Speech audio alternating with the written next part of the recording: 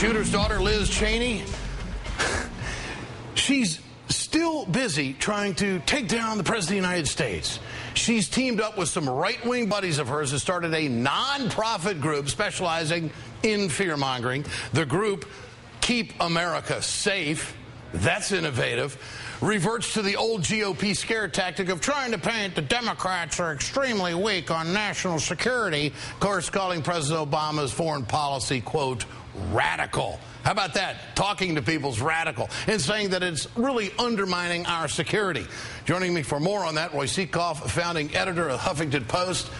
She's dangerous. Oh, yeah, there's no question. She is a chip off the old block, and I don't mean that as a compliment. Do you know what I'm saying? And we've seen this movie before. The fear-mongering, the demagoguery, and the willful misinformation. That's the thing. If you look at her new little website, it's not such a good place to go. But I went there today, and it says that he's cutting the defense budget, among other things. Of course, she knows the truth. We know the truth. He's spending $40 billion more than we spent last year. It's nonsense, and it is dangerous. Well, these nonprofits, they get money, they get action, and they get airtime, and here is their commercial talking about keeping America safe. Here it is.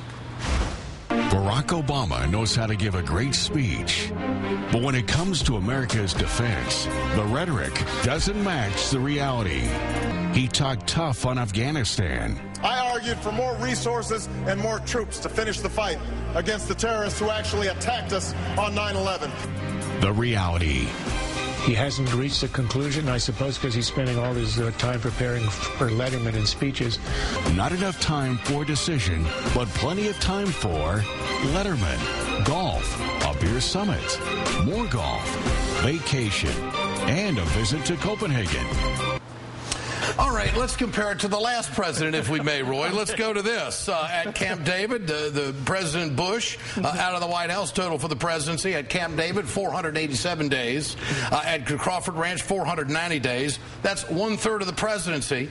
And pre-9/11, how about 96 vacation days, including all of August? That was 42% of the time. Tell me they're not playing the golf cart, Ed. I mean, they got to bring something better than that. I mean, but let's be serious. Look at who's on her team.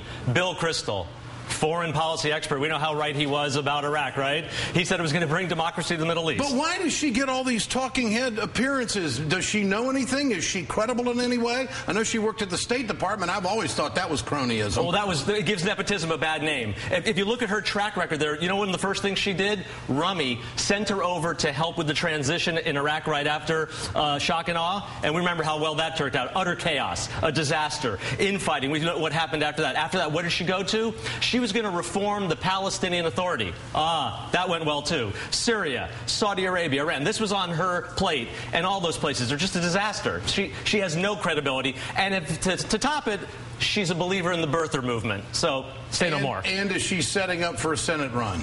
I don't know. It depends. I mean, she may be like Palin, looking to cash in on a lot of money. But here's the scary thing about the Republican Party, Ed. There was a story in the New York Times where she went to speak in front of a group of conservatives, and she said, waterboarding is not torture. And you know what the response was? You should run for office. That is the state of the Republican Party. Roy Seekoff, always a pleasure. Great to have you with us. Thank you.